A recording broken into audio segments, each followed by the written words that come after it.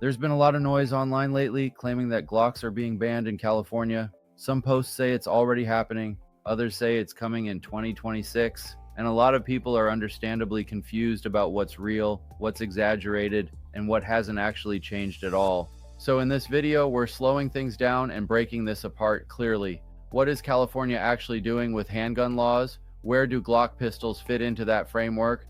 And what should owners understand right now as new enforcement phases approach? This video is for informational purposes only. Gun laws vary by state and change often, so always verify details through official state sources or qualified legal counsel. Let's start with the most important point up front. As of right now, Glocks are not banned by name in California. There is no law in the books that outright prohibits Glock pistols simply because they are Glocks. But that does not mean Glock ownership is unaffected by California's gun laws, and that's where the confusion starts. California regulates handguns through a combination of roster rules, feature restrictions, sales limitations, and enforcement authority. Over time, those layers have made it increasingly difficult to buy, sell, or transfer certain handguns, even if ownership itself remains legal. The most well-known part of this system is the handgun roster. California maintains a list of handguns approved for sale by dealers in the state. To be added to the roster, a handgun must meet a series of technical requirements set by the state, including design features that many modern pistols do not include.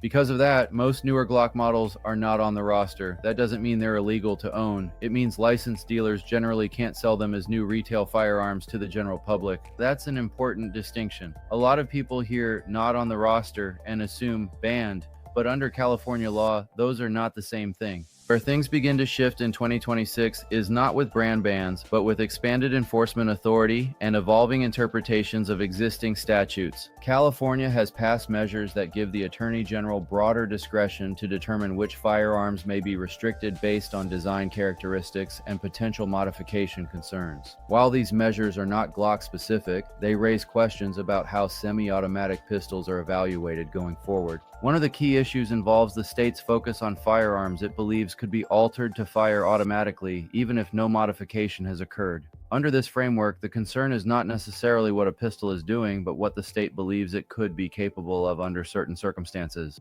This has led to growing speculation about whether certain handgun platforms could face tighter sales or transfer restrictions in the future. Glock pistols often get mentioned in that discussion because of their popularity and widespread use, not because they are singled out in the statute by name. Another major factor driving concern is enforcement timing.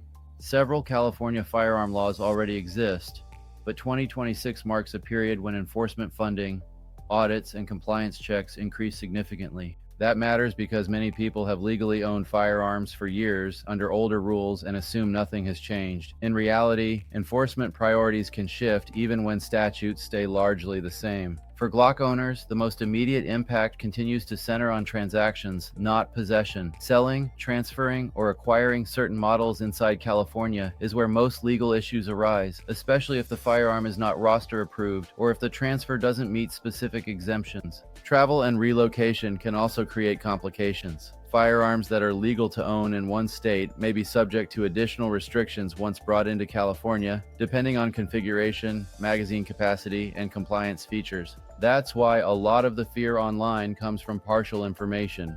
Someone hears about a dealer restriction, a roster decision, or an enforcement memo, and it turns into Glocks are banned, even though the reality is more nuanced. At the same time, it's also true that California's approach to handgun regulation has become more aggressive over time. Each layer makes ownership more complex, even if outright bans aren't enacted. So, where do court challenges fit into all of this? California's handgun laws, including roster requirements and feature-based restrictions, are being challenged in federal court. The Supreme Court's Bruin decision changed the legal standard for evaluating firearm regulations, requiring governments to show historical precedent rather than relying solely on public policy arguments. Some lower courts have pushed back against California's framework, while others have allowed enforcement to continue while cases move forward. That creates a legal environment where the final outcome is uncertain, but compliance is still required in the meantime. This is an important point that often gets missed. A law being challenged does not automatically mean it is paused. Unless a court issues an injunction or final ruling, enforcement usually continues. That's why misinformation spreads so easily. People hear that a law might be unconstitutional and assume it no longer applies. In practice, that assumption can cause serious problems. So what's the takeaway here? Glocks are not currently banned outright in California. Ownership itself remains legal for firearms lawfully possessed under state law.